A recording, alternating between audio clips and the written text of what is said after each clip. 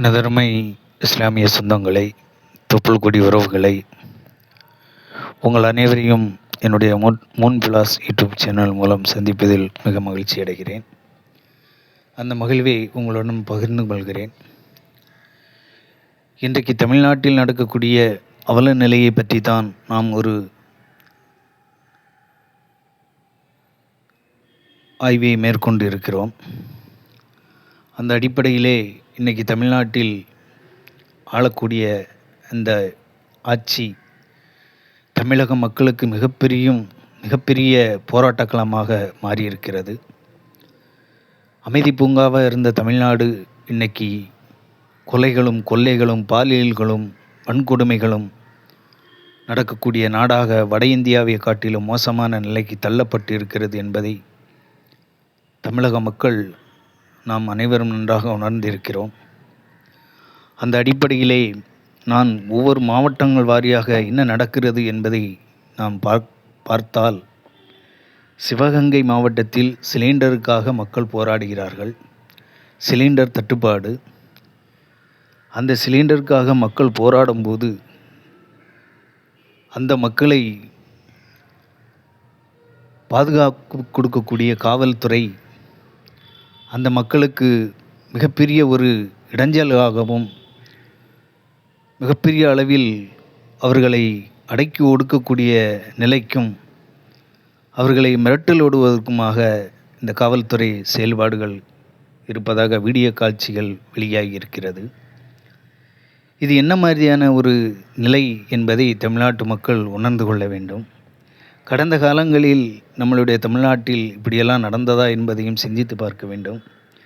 அதேபோல் திண்டுக்கல்லில் அரசு ஆஸ்பத்திரியில் அரசு மருத்துவமனையில் தற்போதைய ஆட்சி பீடத்தில் இருக்கக்கூடிய திரைத்துறை வழியாக வந்த திரைப்பின்பம் சிஎம்னுடைய அரசியலில் எல்கேஜி ஈகேஜி வரை வரக்கூட தேராத ஒருவரைத்தான் இன்றைக்கு நாம் முதல்வராக இந்த நாட்டு மக்களும் அந்த நிலைக்கு தள்ளப்பட்டு இருக்கிறோம். அவரை முதல்வராக ஏற்றுக்கொள்ளக்கூடிய நிலைக்கு தள்ளப்பட்டு இருக்கிறோம். அப்படிப்பட்ட அந்த முதலமைச்சருடைய பிறந்தநாள் விழாவை அரசு மருத்துவமனையில் கொண்டாடுகிறோம் என்ற பெயரிலே அங்கே கொண்டாடி கூட்டம் போட்டு கோஷம் எழுப்பி அங்கே சிகிச்சைக்காக வரக்கூடிய ஒரு பச்சை இளம் குழந்தை சீரியஸாக இருக்கக்கூடிய நேரத்தில் அந்த குழந்தை கொண்டு வந்த ஆம்புலன்ஸை உள்ளே விடாமல், அதை கண்டுகொள்ளாமல், ஒரு உயிரை மதிக்காமல், ஒரு பச்சிளம் குழந்தையுட என்று பார்க்காமல் இந்த அரசியல் நாகரிகமற்றவர்கள் செயல்பட்டிருக்கிறார்கள் என்பதை தாங்க முடியாத ஒரு வேதனை. பிறந்த குழந்தைக்கு மோதிரம் அணிவிக்கிறோம் என்கின்ற பேரிலே இப்படிப்பட்ட ஒரு நிலையை, ஒரு செயலை அங்கே செய்திருக்கிறார்கள். அதே போன்று நியூஸ் ஜே என்று சொல்லக்கூடிய அந்த யூடியூப் சேனலின் மூலம் கடந்த 20/5/2000 அன்று நடந்த ஒரு வன்கொடுமை, முதியோர் மீது காவல்துறையினர் கொலைவெறி தாக்குதல், சென்னை ராயபுரம் பகுதியில் நீதி கேட்டு போராடிய இளம்பெண்ணுக்காக நீதி கேட்டு போராடிய ஒரு முதியவரை பகிரங்கமாக தாக்குதலில் போலீஸ் செயல்பட்டு இருக்கிறது. அது என்ன காரணம் என்றால், ஒரு இளம்பெண் ஒருவரை மனதாக விரும்பியிருக்கிறார். அவளை காதலித்ததாக சொல்லப்படுகிறது. பின்பு அவர் அந்த பெண்ணை ஏமாற்றிவிட்டு போய்விட்டார். இதற்கு நீதி கேட்கும் விவகாரத்தில் அவர்கள் இறங்கி செயல்படும் போது அந்த இளம்பெண்ணிற்காக குரல் கொடுத்த அந்த வயது முதிர்ந்தவரை போலீசார்கள் அடித்து மிகப்பெரிய அளவுக்கு அவர் இறந்து போகும் அளவு குலவெறி தாக்குதல் என்று சொல்லப்படுகிறது. அந்த அளவுக்கு தாக்கியிருக்கிறார்கள். இந்த காக்கி சட்டை போட்ட யூனிஃபார்ம் போடுகிறவர்களை பார்த்து நான் கேட்கிறேன், உங்களுக்கு இந்த அளவுக்கு ஒரு மனிதனை தாக்குவதற்கு இந்திய அரசியலமைப்பு சட்டத்தில் உங்களுக்கு இடம் இருக்கிறதா என்பதை நீங்கள் முதலில் சிந்திக்க வேண்டும், சிந்தித்து செயல்பட வேண்டும் என்பதை காவல்துறைக்கு நான் முன்வைக்கிறேன். அதேபோல் சென்னை மாதாபுரம் என்கின்ற அந்த இடத்தில் ஒரு 4 வயது சிறுவன் காணாமல் போய் 4 நாட்களாகியும் கண்டுபிடித்து கொடுக்க முடியாத அளவிற்கு இந்த போலீஸ் செயல்பாடுகள் நடைமுறைகள் இருக்கிறது என்பதை ஒரு வீடியோவில் பகிர்ந்திருக்கிறார்கள். அந்த வீடியோவில் அந்த தாயும் அந்த 4 வயசு சிறுவனை தொலைத்து காணாமல் போன அந்த சிறுவனுடைய தாயும் தந்தையும் சொல்லுகிறார்கள், அதை கேட்டால் நம்மளுடைய மனம் பதறிவிடும் போல் இருக்கிறது. அந்த அளவுக்கு இந்த நாட்டில் இன்னைக்கு சட்ட ஒழுங்கு சீர்கட்டு கிடைக்கிறது. இந்த முதலமைச்சர் வாய் துறக்காமல் இருக்கிறார். ஏன் என்று கேட்டால் அவருக்கு அரசியலில் அனுபவம் இல்லை. இது போன்ற பிரச்சனைகள் நடக்கும்போது அதற்கு என்ன தீர்வு காண வேண்டும், என்ன ஆக்ஷன் எடுக்க வேண்டும் என்கின்ற தெளிவு இல்லை என்பதைத்தான் இதை காட்டுகிறது. அந்த தாயும் தகப்பனும் சொல்வதை கேட்டால் நம்மளுடைய மனம் பதறுகிறது. ஒவ்வொரு குழந்தைகளுடைய தாய் தந்தைக்கும் உள்ளங்கள் குமுறுகிறது. அவர் கேட்கிறார், என் குழந்தையை 4 நாளாக கொடுக்க முடியாத போலீஸ் துறையே, என்னுடைய குழந்தையை இறந்து போயிடுச்சா என்றாவது கூட காட்டுங்கள், பிணமாக காட்டுங்கள் என்று சொல்லி அந்த தாயும் அந்த சிறுவனுடைய தந்தையும் அலர்வதை நாம் பார்க்க முடிகிறது. இதற்கிடையில் அவர்கள் சொல்லுகிறார்கள், அங்கங்கே சிசிடி கேமராக்கள் வைக்கப்பட்டிருக்கிறது, அதில் எந்த கேமராவும் வேலை செய்யவில்லை என்கின்ற மிகப்பெரிய ஒரு குற்றச்சாட்டையும் இந்த ஆட்சியிலே அவர் முன்வைக்கிறார். இப்படிப்பட்ட நிலைதான் இன்றைக்கு தமிழ்நாட்டிலே அரங்கேறி கொண்டு இருக்கிறது. அந்த தாயின் அழுகுரல், என் மகனுக்கு எனக்கு கிடைக்கவில்லை என்று சொன்னால் நாங்கள் இதே இடத்தில் குடும்பத்தோடு தீக்குளித்து இறந்து விடுவோம் என்று சொல்லி அந்த சிறுவனுடைய தாயும் தந்தையும் அந்த இடத்தில் குமுறுகிறார்கள். அதை பார்ப்பதற்கு மிக வேதனையாக இருக்கிறது. இன்றைக்கு போராட்டம் நடக்கிறது ஆங்காங்கே. சிறு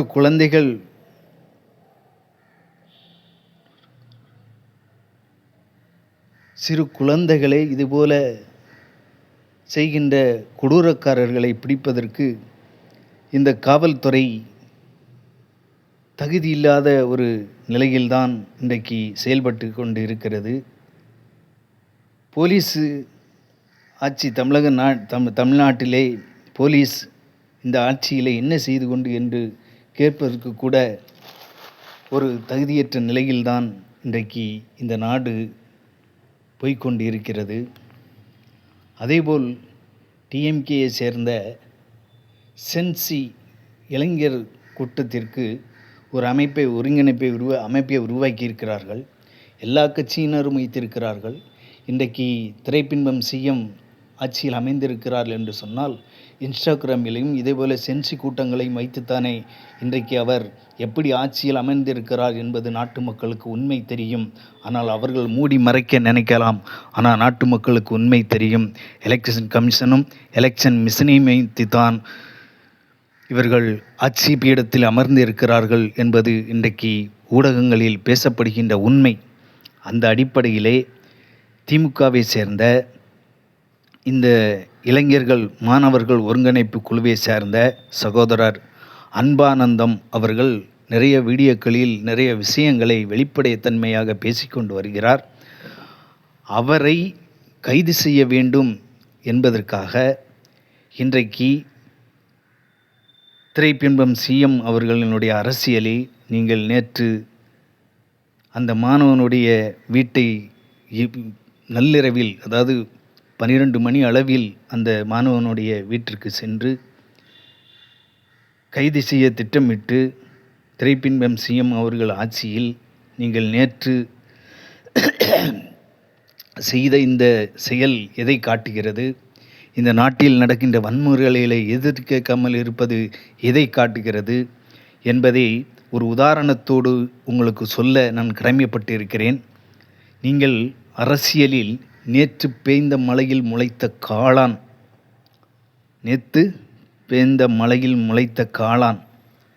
திரைப்பின்பம் உங்களுக்கு நான் ஒரு சவால் விடுகிறேன். ஒரு பொது மேடையில் உங்களுக்கு எந்த அரசியல் அனுபவமும் இல்லை என்பதை நான் சவால் விட்டு கூறுவேன். ஒரு பொது மேடையில், இந்த வீடியோவில் பேசுகின்ற நான் தான் சொல்கிறேன், ஒரு பொது மேடையில் நாம் இருவரும் இருந்து அரசியல் பேசுவோமா? உங்கள் ஆட்சியில் என்ன நடக்கிறது என்பதை நான் பேசுகிறேன். கடந்த கால திமுக ஆட்சியில் என்ன நடந்தது என்பதை நீங்கள் சொல்லுங்கள். பேசுவோம், பொது மேடையில் விவாதிப்போம். அதற்கு உங்களுக்கு தைரியம் இருக்கிறதா? இன்றைக்கு பெண் குழந்தைகள் மற்றும் பெண்களுக்கு எதிரான வன்முறைகள், தாக்குதல்கள் நடந்து கொண்டு இருக்கிறது. இந்த கண்டன பேரணி நடந்து கொண்டு இருக்குது என்று சொல்லி கண்டன பேரணிகளை நடத்தி கொண்டு இருக்கிறது. AIDWA என்ற அந்த அமைப்பின் சார்பில் சென்னை, திருப்பூர், மதுரை போன்ற ஆகிய மாவட்டங்களில் இதுபோன்ற போராட்டங்கள் நடந்து கொண்டு இருக்கிறது. இதற்கு என்ன பதில் சொல்கிறீர்கள் நீங்கள் தமிழ்நாட்டில்? பெண்களை நான் ஆட்சிக்கு வந்தால் பெண்களை நான் பாதுகாப்பேன், பெண்களுக்காக என்னுடைய உயிரை கொடுப்பேன், என் அக்கா தங்கச்சி போல நினைப்பேன் என்று சொன்னீர்களே. இன்னைக்கு உங்களுடைய குடும்பத்தை சேர்ந்தவர்கள் சேஃபாக, பாதுகாவலாக இருக்கிறார்கள். என்னுடைய சொந்தங்கள், என்னுடைய தொப்புள் கொடி உறவுகள் இன்னைக்கு பாதிக்கப்படுகிறார்கள். பச்சை இளம் குழந்தை கற்பழித்து கொல்லப்படுகிறது. என்னுடைய சகோதரிமார்கள் கொல்லப்படுகிறார்களே. தகுதியற்ற சிஎம்ஏ, நீங்கள் என்ன பதில் சொல்கிறீர்கள்? இந்த நாட்டு மக்களுக்கு உங்களால் என்ன பாதுகாப்பு இருக்கிறது என்பதை ஒவ்வொரு மனிதரும் நாம் கேள்வி கேட்க கடமைப்பட்டு இருக்கிறோம் என்பதை உணர்ந்து, ஒவ்வொரு தமிழனும் இன்னைக்கு இப்படிப்பட்ட சூழ்நிலையில் தள்ளப்பட்டு இருக்கிறோம் என்பதை உணர்ந்து நாம் கேட்க வேண்டிய கேள்விகளை இந்த ஆட்சியை பார்த்து நாம் ஒவ்வொருவரும் கேட்கப்பட வேண்டும். அதே பட்சத்தில் மிமிலி பணக்குப் கிராமத்தை சேர்ந்த கோமநாதன் என்பவரை தாக்கியதாக டிவிகே, இன்றைக்கு ஆளுங்கட்சியாக இருக்கக்கூடிய ஆட்சியினுடைய ரவுடிகள், குண்டர்கள், அப்படிப்பட்ட இந்த கோமநாதன் என்ற ஒரு சகோதரனை தாக்கி அவர்கள் இன்றைக்கு கைது செய்யப்பட்டு இருக்கிறார்கள். அந்த சகோதரியினுடைய அக்கா சொல்கிறார், சிஎம் அவர்களே, நாங்கள் உங்களுக்காக ஓட்டு போட்டோம். இன்றைக்கு என்னுடைய சகோதரனை இந்த அளவுக்கு தாக்கியிருக்கிறார்கள் என்று சொல்லி அந்த பெண்மணி பேசிவிட்டு ஒரு விஷயத்தை சொன்னார். அது எனக்கு மிகவும் மனவேதனையாக இருக்கிறது. அந்த பெண்மணி சொல்கிறார், உங்களுடைய ஆட்சி வேணும், ஆனால் என்னுடைய சகோதரனை தாக்குனதுக்கு நீதியும் வேணும் என்று சொல்லி அந்த பெண்மணி பேசியிருந்தார். அது மிக ஒரு வருத்தமான செய்திதான். இவ்வளவு தூரம் வன்கொடுமை நடக்கிறது என்று தெரிந்திருந்தும் கூட மீண்டும் அந்த ஆட்சி வேணும் என்று கேட்கின்ற அந்த மனப்பக்குவத்தை இந்த சகோதரி இன்னும் அந்த மனப்பக்குவத்தில் இருக்கிறார் என்பதை நினைத்தால் மிகவும் மனவேதனையாக இருக்கிறது.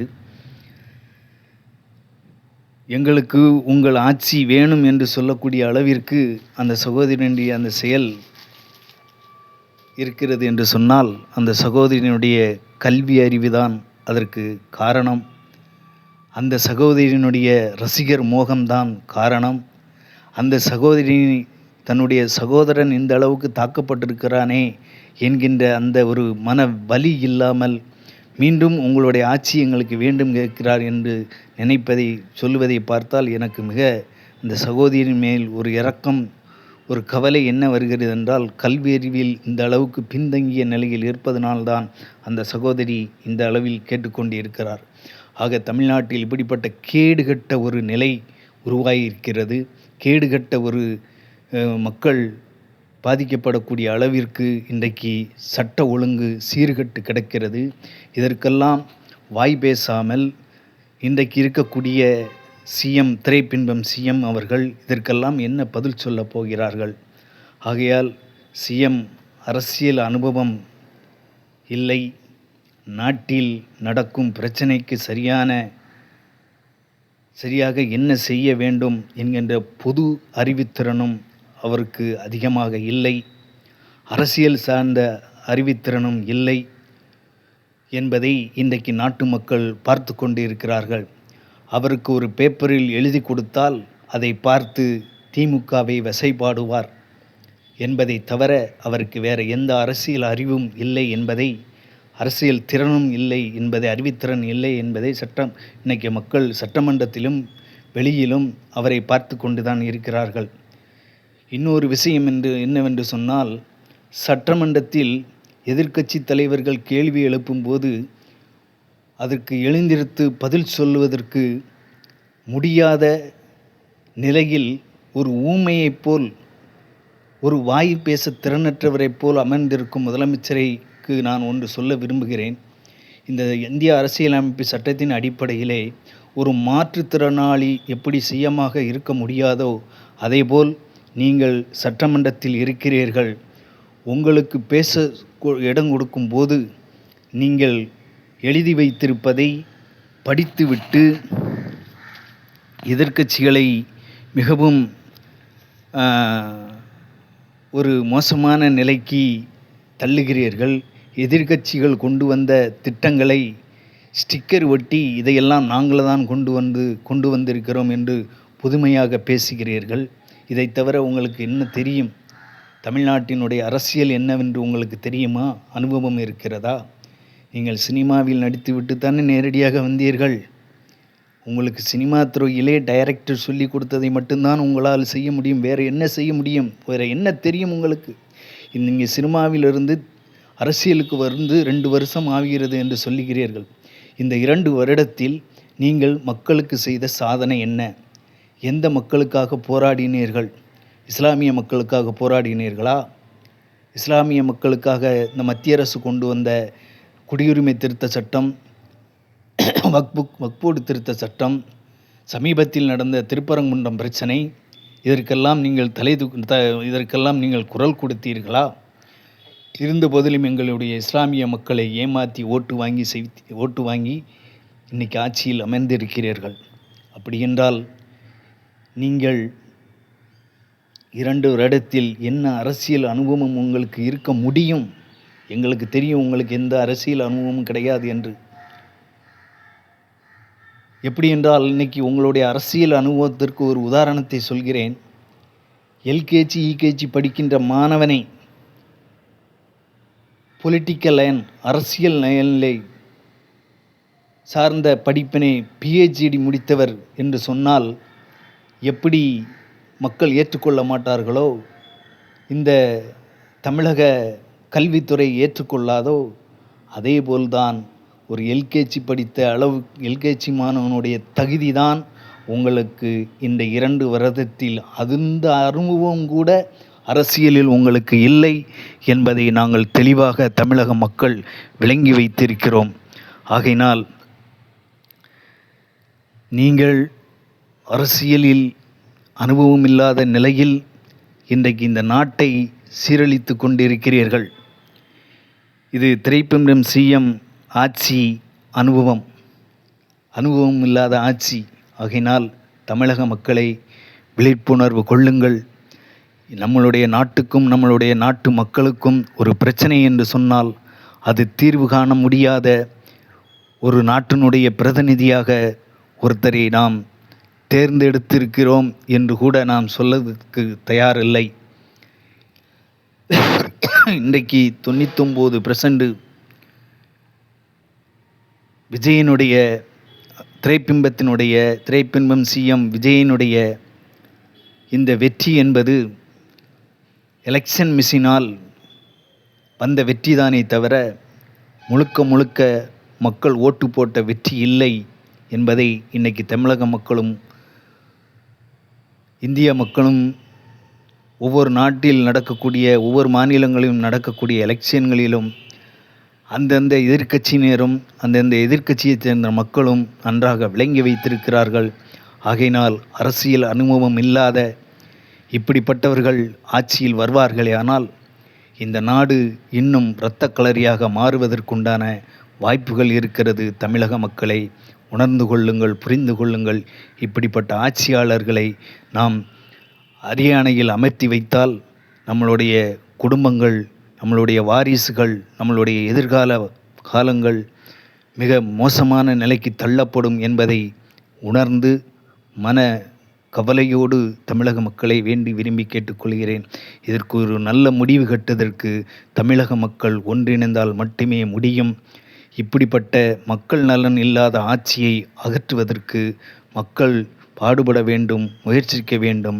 தமிழகத்தில் மீண்டும் ஒரு நல்லாட்சி மலர, மக்களாட்சி மலர நாம் அனைவரும் போராட வேண்டும், செயல்பட வேண்டும் என்பது என்னுடைய வேண்டுகோளாக என்னுடைய தமிழ் சொந்தங்களுக்கும் இஸ்லாமிய சொந்தங்களுக்கும் என்னுடைய இந்த கருத்தை முன்வைத்து இந்த உரையை நான் இத்துடன் நிறைவு செய்கிறேன்.